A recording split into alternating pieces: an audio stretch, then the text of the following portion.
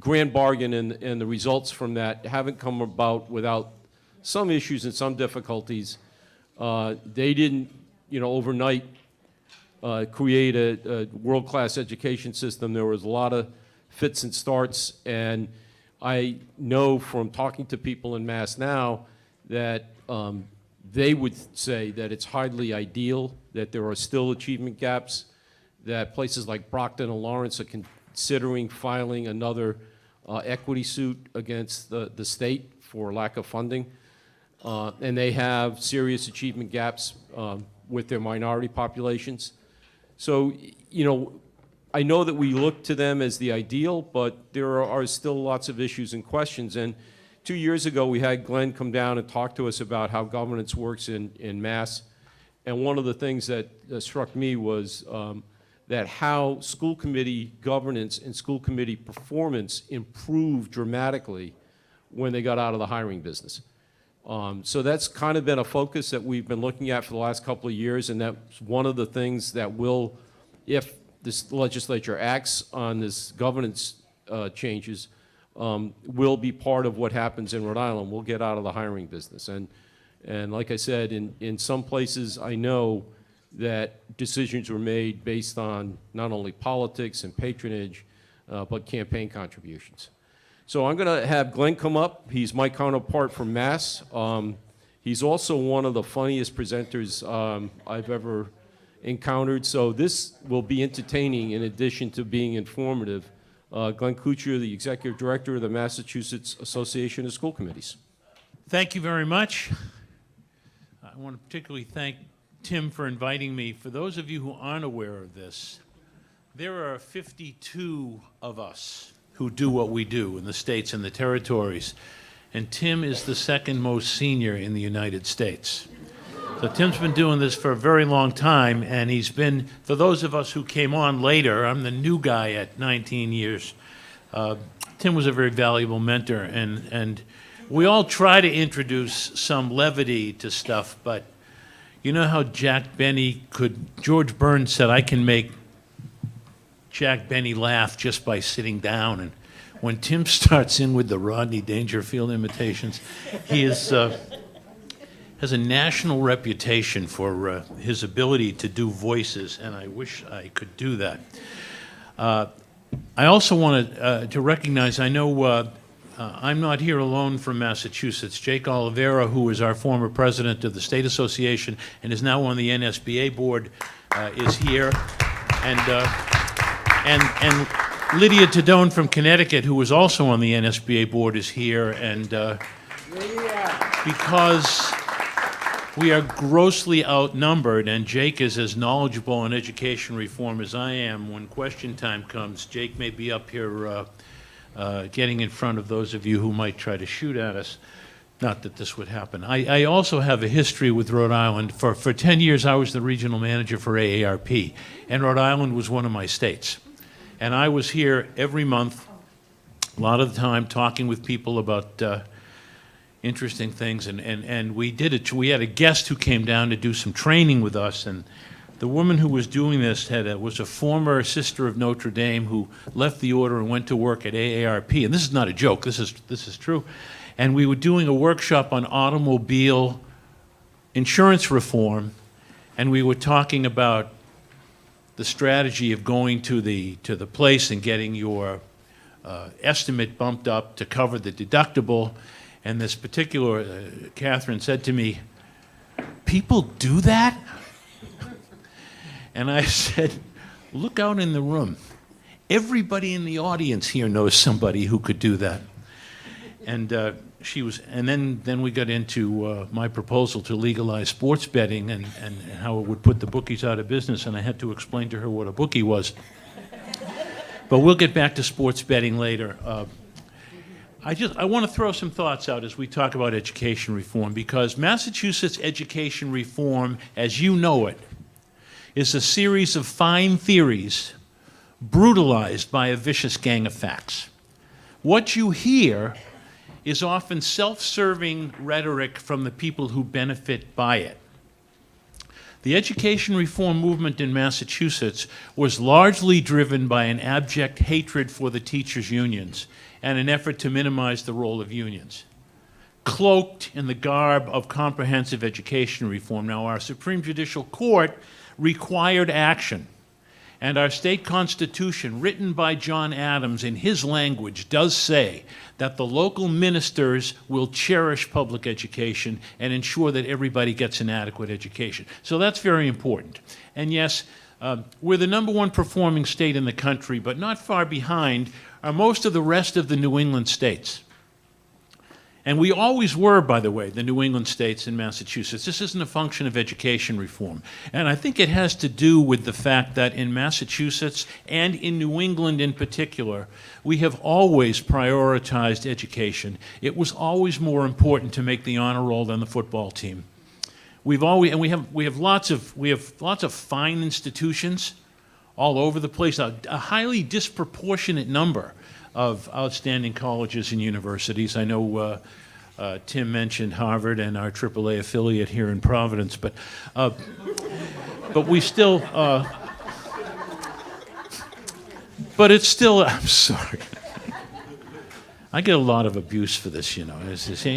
You're from Massachusetts and you went to Harvard. And I said, yeah, but I'm from Cambridge. It was the first stop on the subway. It was the easiest to get to. You know, my father was a plumber, and I grew up in a 3-decker, but they don't like to hear it. So just a couple of thoughts I want you to throw out and think about before we even start. Number one, as you look at reform legislation, think about how much of it involves a transfer of authority from the districts to the state. Just be mindful of that, because you also want to look at the fine print and see some of the things that aren't as interesting to the public. You know, in your Rhode Island proposal, they still leave collective bargaining to the school committees. And we have a very interesting cat and mouse relationship with the unions. We're on the other side of the table from the unions, and the unions have been very challenging and sometimes very helpful in others. But we support, in principle, the concept of collective bargaining. And the unions support, in principle, the right of collective bargaining with the local elected officials. So as a result, while we fight with each other, education reform drove us into at least some sense of collaboration in working out bargaining. And yes, it's true, you can't bargain about stuff that compromises the superintendent or the principal's ability to hire the most competent person. That's a change in education reform law. Anyone who suggests that that is not going to be possible just misinterprets our state law. So you want to think about whether there's a transfer of power of any elements to the state. There was an enormous amount of authority over accountability and assessment given to the state. Whose financial interest is behind the proposals? If the state has more authority to put a school or a district into some type of sanction, whose financial interest is at stake? The consulting business for educational consultants has boomed. The turnaround specialists who come in with the gimmick of the moment, or as we call whatever's going around now, because as I'll explain a little bit later, the experts are not always right. Another very important point, is there funding attached to this? Is the state committing itself to providing more funds? And just remember this, a proposal to give you more money is only good for one fiscal year at a time. And it's only as good as the ability of the economy to sustain the state's ability to give it to you. So money is year to year, and it may not come. But regulations and authority of the state and mandates, reams and reams of regulations that we have in Massachusetts, they go into effect immediately and they never go away. And one of the biggest falsehoods is, one of the most deceitful comments made about education reform is, we kept our promise. We fully funded everyone. Well, they did fully fund between 1993 and 2000 the mandate to have a foundation budget for every district.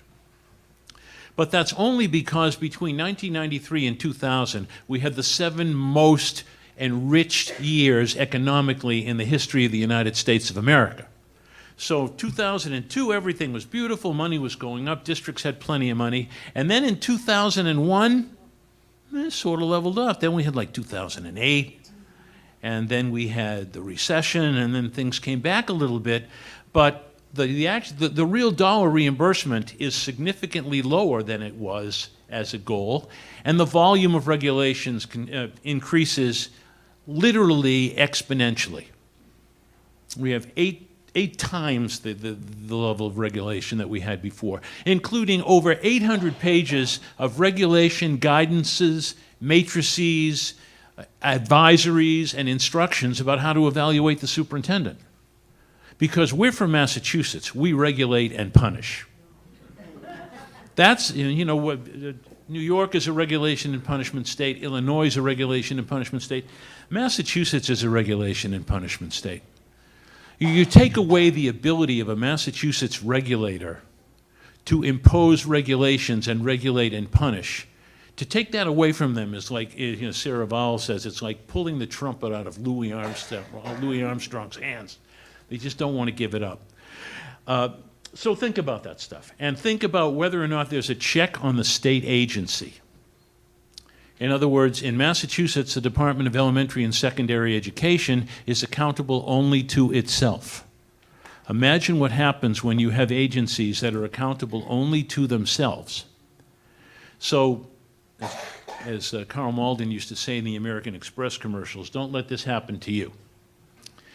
A couple of other thoughts. The word governance didn't come up much this morning, but a lot of this is around the structure of governance for districts, the authority of the board.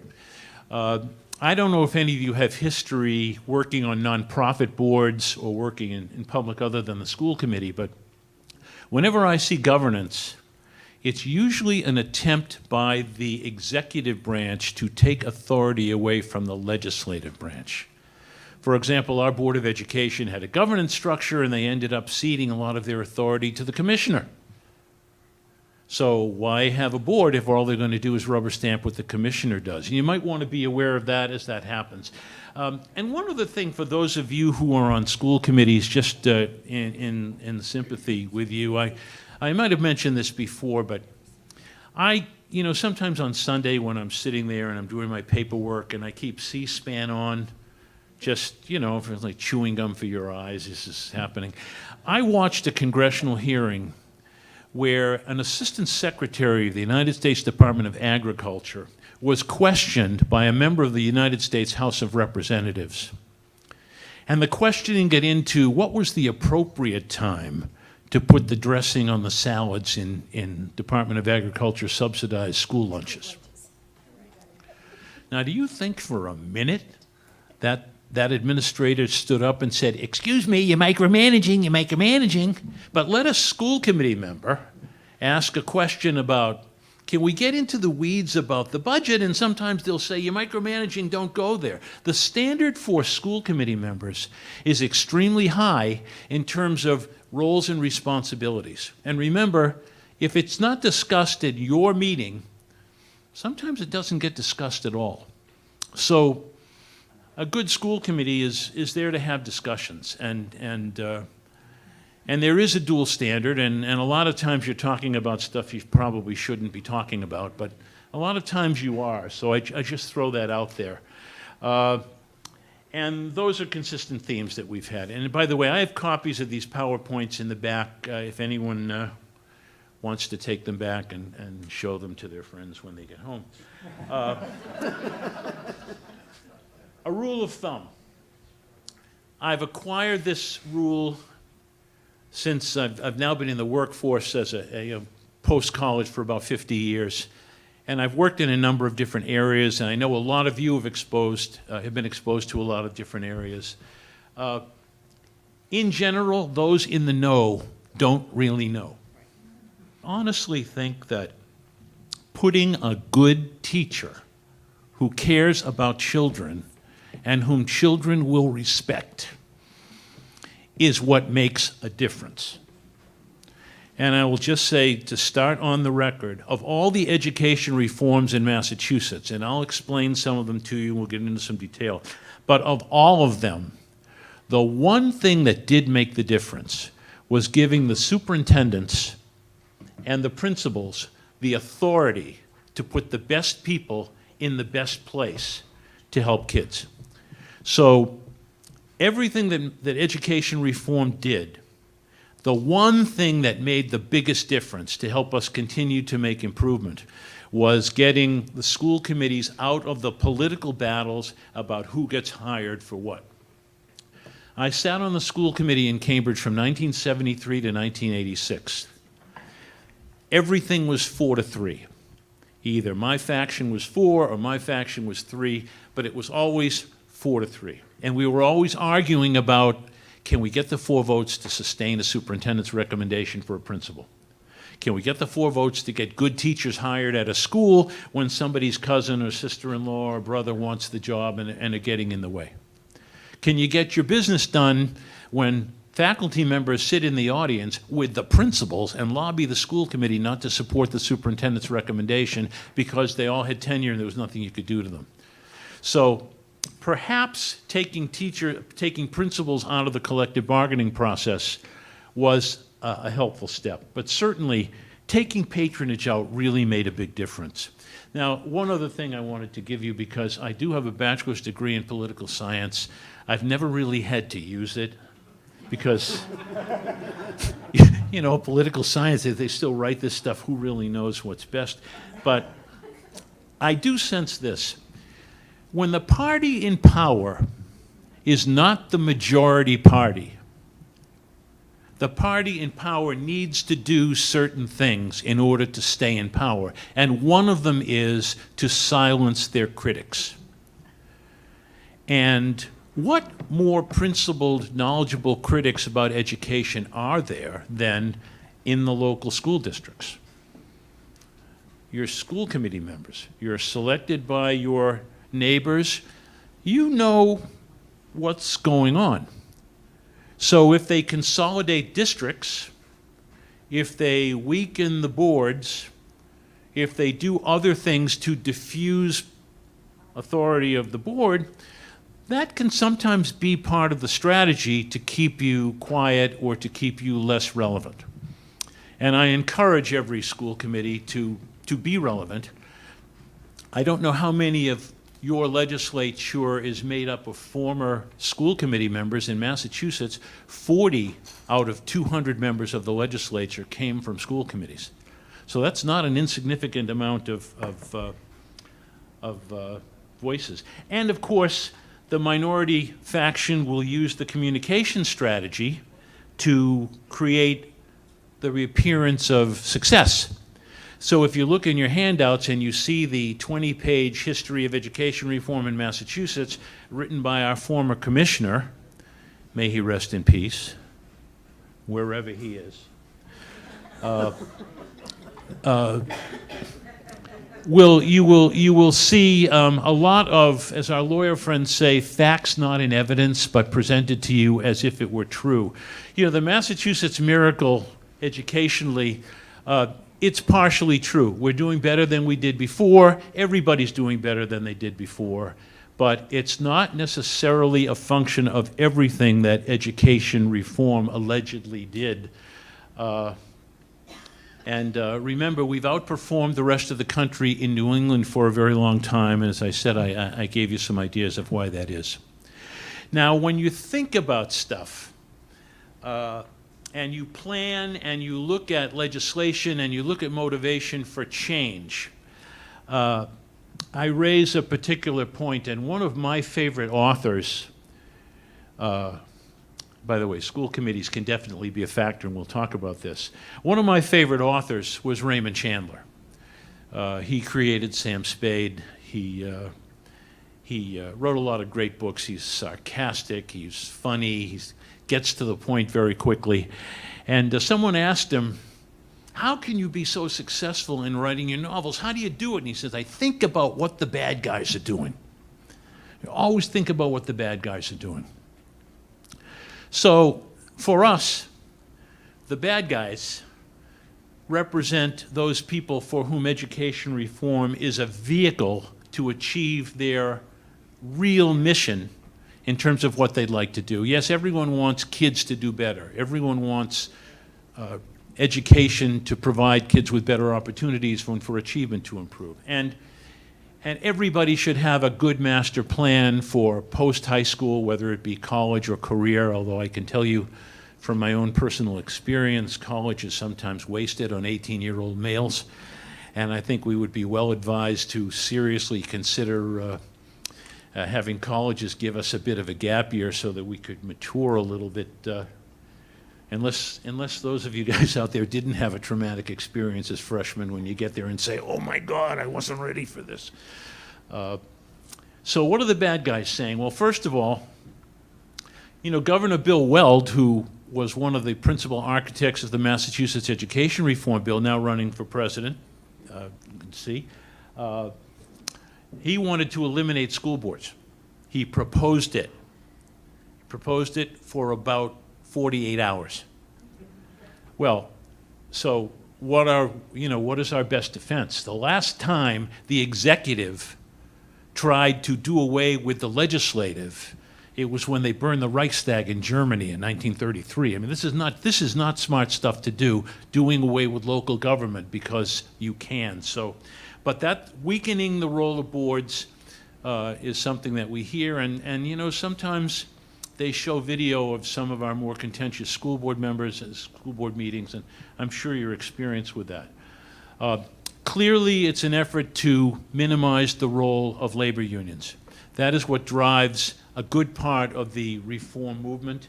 Start with the teachers, move on to the police and then fire and then other municipal unions, and then you can weaken unions elsewhere. There's a lot of research about this.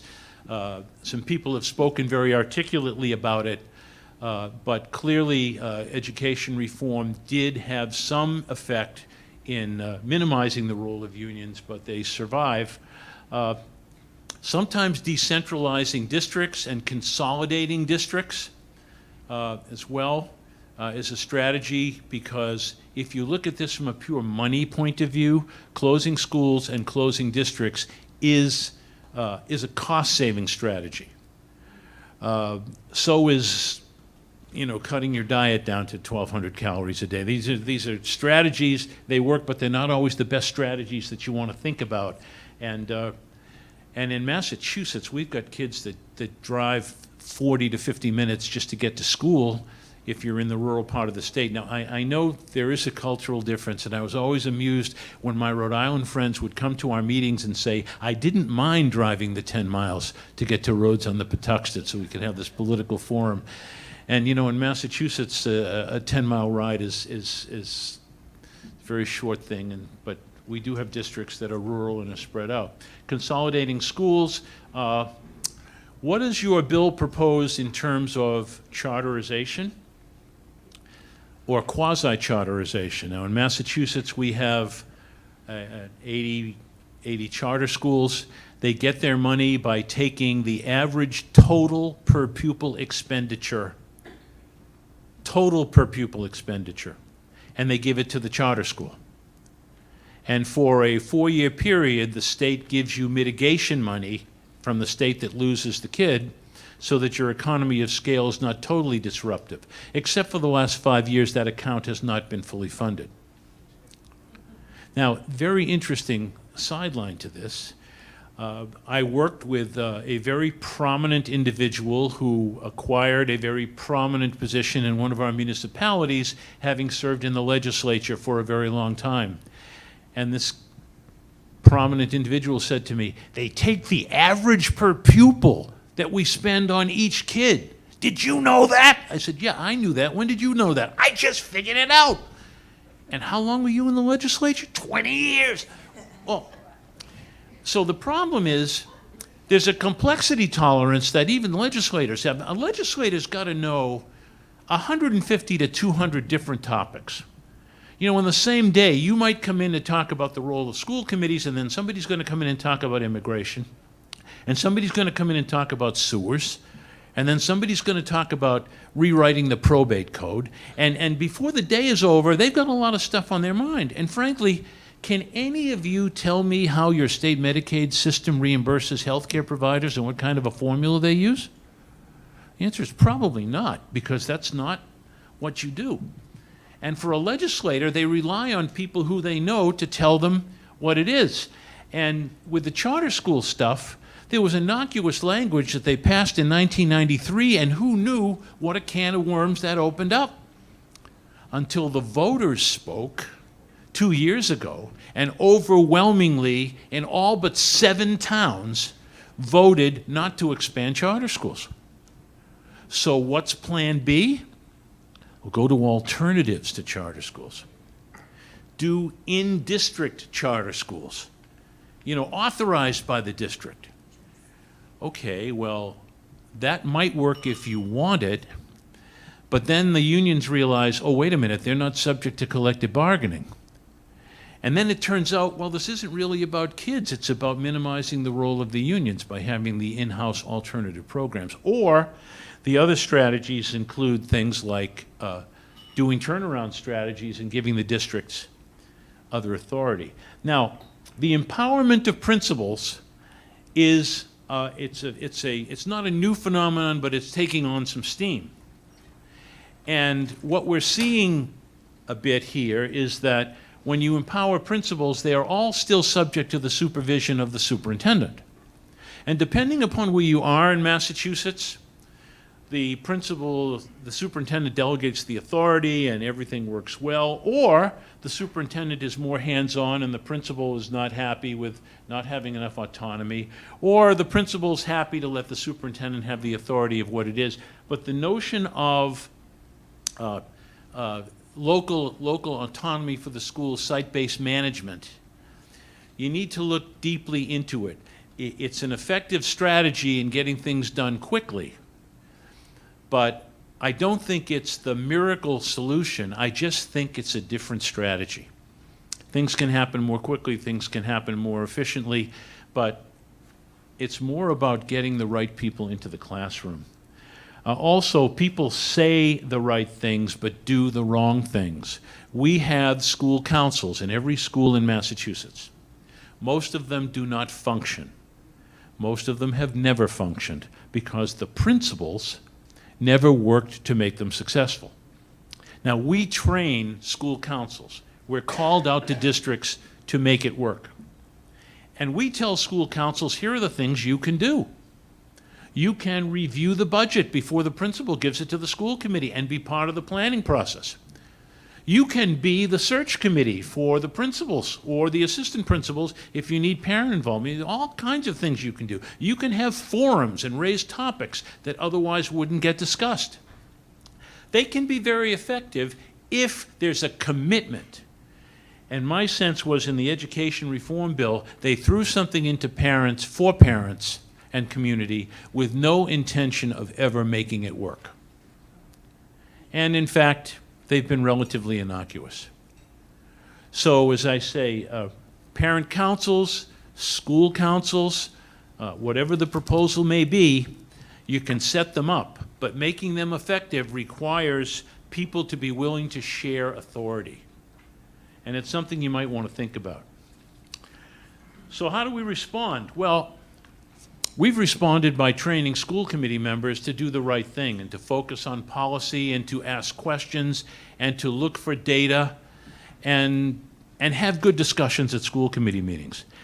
We've, in our state, the school committee's budgetary and fiscal authority did not change. There's a state funding formula that changed, but the right of the school committee to use its fiduciary authority over money did not change. Somebody in elective office must be responsible for determining how the money's spent and where it goes. So the notion of giving schools individual autonomy, well, that's fine, but somebody's got to broker things to make sure it's fair on a broader scope. You know, through policy, you can be very effective, and a lot of districts underestimate their ability to use policy. We encourage leaders to lead. We encourage our school committees to have the superintendent create a leadership path for people to come up through the ranks, to give the principals and the assistant principals and teachers leadership roles, and to consider reforms as they emerge. Now, you all remember from your study of British colonial history, Samuel Johnson, the great lexicographer and writer, once said that patriotism is the last refuge of a scoundrel. You know, when you're vulnerable, you know, wave the flag and God bless America and forget everything else I might have done. Well, patriotism is the last refuge of a scoundrel. I mean, what do you think the other refuges of scoundrels are? How about declaring consensus has been reached before debate begins? That's one of my favorites. We all agree that this is about whatever. You know, we should speak with one voice. In other words, mine. Whoever's controlling the discussion. Or someone who says, well, you disagree with me because I am this or that or whatever it might be. Or you're raising an issue and it's so divisive. You know, we had some racially segregated schools in my community, and the ones that were not racially segregated were the ones that were located closest to the institutions of higher learning where the faculty children all went. And you talk about, did you ever think that we might want to desegregate the city and give kids a chance to go to school in another? Oh, that would be so divisive. That discussion is so divisive, we don't want to hear it. So anybody who's ever considered the possibilities of the word reform has never, the possibilities of abusive patriotism, I should say. Those of you who remember Samuel Johnson's comments on patriotism have never explored the possibilities inherent in the word reform. You know, here's a reform, we're going to reform, and it's going to be good because it's a reform. And sometimes it really isn't. So student performance, why did it improve in Massachusetts? Well, it improved because it became harder to be a teacher and harder to stay one, and the superintendents had the authority to put the right people in the right place. You've got to get a master's degree in order to obtain professional status. It became a little harder to get tenure. And I think getting good people to do this is a very important reform. Another reform that would be helpful if we helped some of these kids coming out of college with their loans and debt, or if we encouraged some of our fine institutions to give kids an opportunity to study the science of education before they came out. I mean, I was able to take accounting as an undergraduate, but I was never able to take any courses to prepare me to be a teacher. And there's some great potential for students who could train to be teachers who don't think about it because in many of the liberal arts colleges, you're not able to get that kind of training. So a whole new field of people could be opened up. We did improve educator quality. There was better funding because school committees also targeted kids at risk. We got some extra funding for special education, and we started seriously focusing on kids at risk. You know, in Massachusetts, you had to make continuous improvement every year, or you would be sanctioned. And that can be very difficult if, while you're trying to make continuous improvement, the charter schools are drawing the higher performing kids out. In other words, hey parents, you don't want your kids going to school with those kids? Come to the charter school, we don't let them in. And the special education community remained in the school district because the charters really didn't welcome them. And if you're in a district where you're a target or a welcome mat for new populations, well, you have English language learners coming in. Quite honestly, if the Statue of Liberty had been given to Massachusetts instead of New York, she'd be standing right at the base of the Tobin Bridge at the intersection of Chelsea and Everett. Because that is a landing spot for immigrants, and it has been since my family first came and landed there 120 years ago. And people still come. So you get a high-risk population that keeps coming into the district, and they move on and they move up, and then new people come in, and it's hard to get better and better and better if your population remains riskier and riskier and riskier. But that didn't stop the state from continuing to regulate and punish. And if there's a subtext here, it's that our state agency for education is without question the most detested agency in state government because of its arrogance, its insensitivity, its propensity to overregulate, and the inaccessibility to the decision process. And one really good ray of good luck or good intentions is that the new commissioner he's a former principal and a former superintendent receiver, and he's really reached out to make it clear that he wants to work with everybody and make this collaborative. So we are very optimistic that things will change. So why else did student improve? Greater discussion about student achievement. When your district's report cards are printed in the Boston Globe right next to the sports page, so you can look at your data and see how our team is doing, people actually encourage the board to be thinking very carefully about this and to make those decisions. And more attention is being paid to student achievement. And that's been very helpful. Also, regulation and punishment does have some positive side effects. One of the reasons that some people might not commit crimes that they might otherwise commit is because there's a possibility of punishment. Well, if the state's leaning over your shoulder, threatening to take you over, you're going to take seriously your requirements to try to improve. And that's, what you want to be careful of in Rhode Island is to make sure that the people who are running the program are working in a culture of collaboration. This you won't see in the bill. You'll just see it in the culture of how things work. And will you be able to do these things successfully? Site-based management gave a lot of authority to principals in theory. But what happened is a lot of the superintendents have been managing the principals more heavily than principals might appreciate.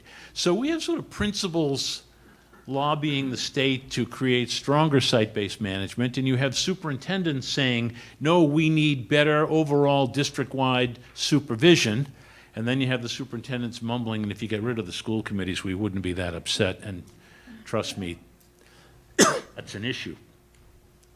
There's been a stronger say in budget development because the principals have had to be more strategic about their budgets.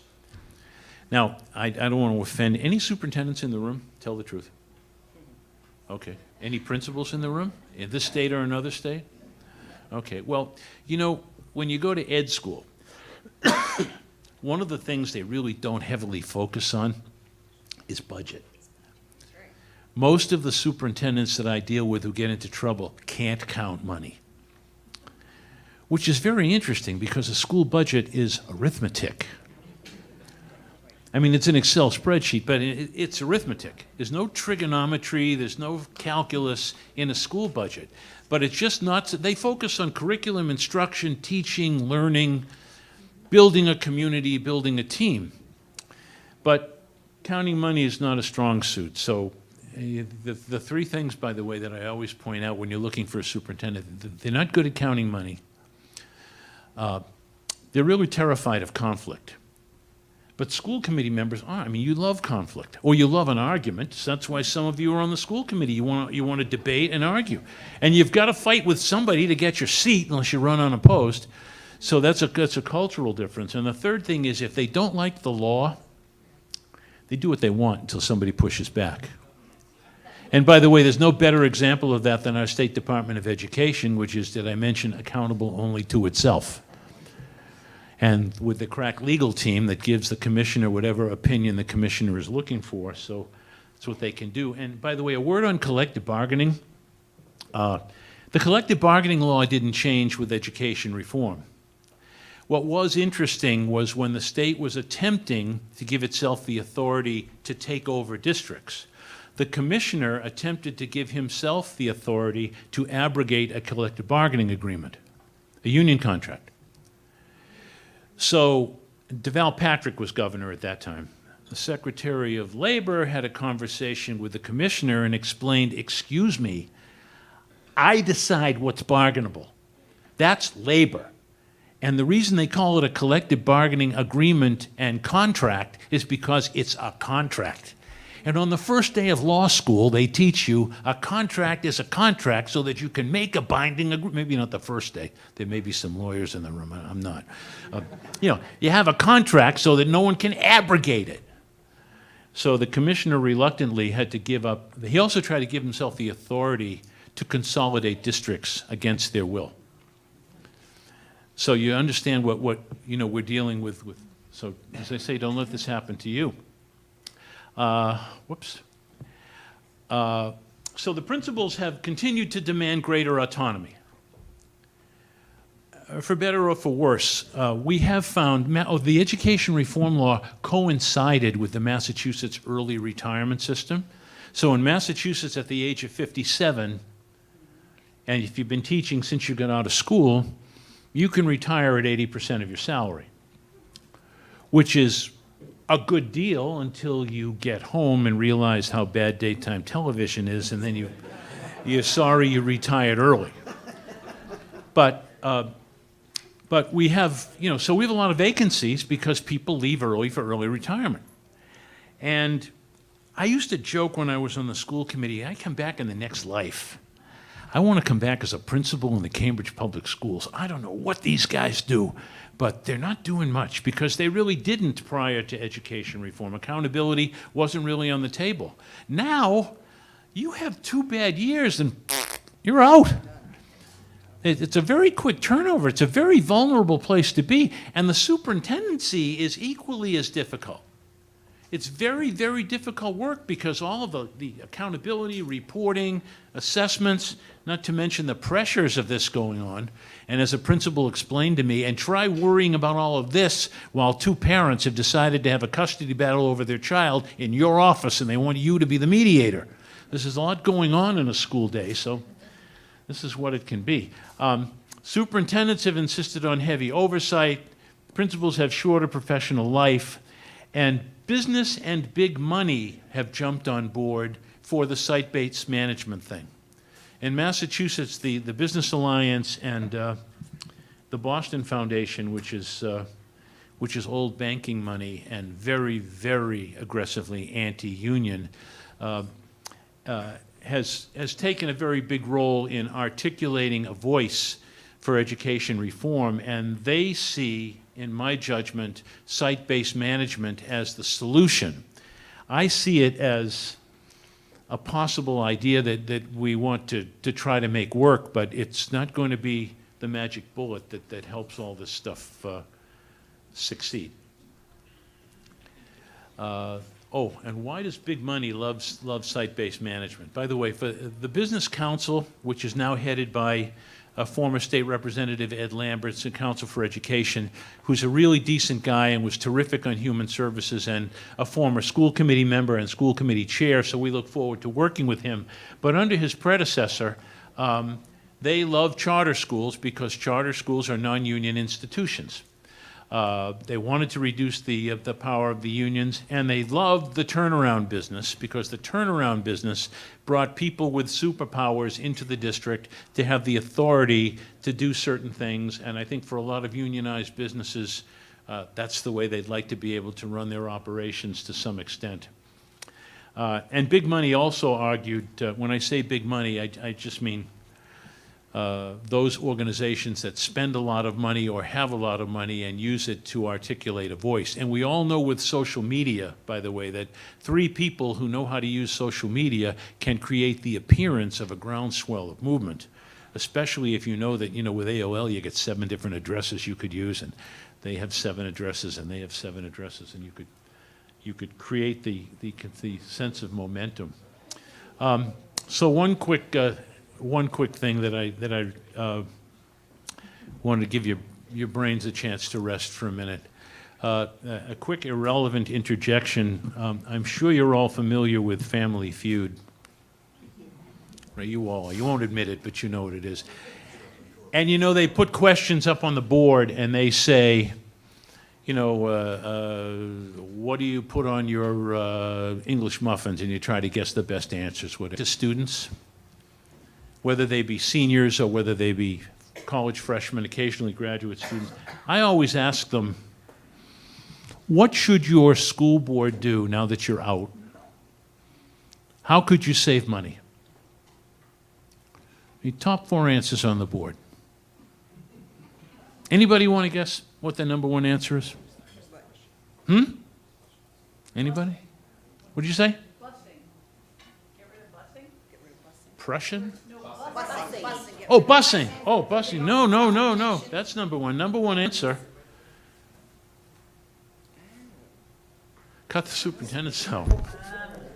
Well, it's usually the highest paid employee of the municipality. Number 2, we don't know what all those people do at the high school, but there are a lot of adults running around our high school. We have no idea what they do. Number 3, this surprised me. All that technology, we don't use it, you know. Or some of these bells and whistles, they make somebody happy, but they're really not great. I mean, email is fine. We use our cell phones, but to learn, it's not a factor. And eliminate hockey and football. In the privacy of a classroom, they'll say that, because you don't want to mess with the hockey parents. So real quick now, what did we do in Massachusetts? We adopted statewide standards so that everyone has a consistent curriculum, and that's fine. How they're tested is a matter of concern. We have an MCAS test, score between 200 and 800, or between 20 and 80. It's sort of similar to a college board. The midpoint is 250. And we have an accountability system that said everybody needed to be at or above average by 2014, which now has come and gone, which meant everybody had to be above average. Every cohort had to be above average. Remember from math, why do you have an average? Because everybody is in a different place. So this was quite annoying to us. And the political implications, testing still remains a very bitter point of contention. Less so, but still, a lot of kids are concerned about testing. And another interesting factor that we learned from talking to students, if you're in high school and you're a good student, you don't waste a lot of time worrying about the high school competency test, because the passing score is 220. So if you're in the 20th percentile, or the 30th percentile, you're okay. The better students sort of don't take it as seriously. And that's too bad, because the better students who could raise the averages in the district sometimes don't do that. So there are political implications. No real link to site-based management on this end, except that a good principal taking an active role in working with the faculty on paying attention to data and curriculum can probably have an impact. With regard to teachers, as I said, it's harder to become a teacher, it's harder to stay one. And that has a big link to site-based management, because the principals can have a greater role. Now, we have some superintendents who have great reputations for saying to the principal, you know what, you sent me so-and-so. You can do better. Try again. We have some, and that drives the principals crazy. But on the other hand, then we have others who do it well at the local level and hire their teachers well, and it's a real skill, and they mentor them. We have a very highly prescriptive and detailed evaluation system that also takes up a lot of time and requires a lot of effort. Finance, we have a new finance system. That's a whole other workshop. Be happy to come back or answer questions about that for you. But school committee members and their fiduciary responsibilities didn't change. Charter schools I've talked about. And the new reform proposal, the in-district charter schools, which we're seeing turnaround opportunities. Ultimately, this is likely to come. And of course, as I said about parents, we had school councils, but they didn't actually get empowered to any great extent. So maybe the school committee needs to take a better effort at that. So we've been successful in many respects. Student achievement has improved, as it has everywhere. How much is due to site-based management versus an empowered school-based leader? And using that authority to be well is still to be researched. As I said, I think it's a good strategy. I think it can work. We really don't know yet, but it's not going to be a miracle. It will still require us to get better people in the classrooms to do what they're doing. We're still fighting over who's in charge of what. We still deal with our outlier members. The people that don't like school committees love getting video of people acting up at a school committee meeting. That's another workshop for another time. And there's been really the virtual elimination of political patronage in most of our school districts. You've got a lot of, there's still that element, and school committee members, people still come to you and want things that you can't do. But overall, getting politics out of the employment business is the one education reform that makes a lot of difference. And watch out for the small print. Amen.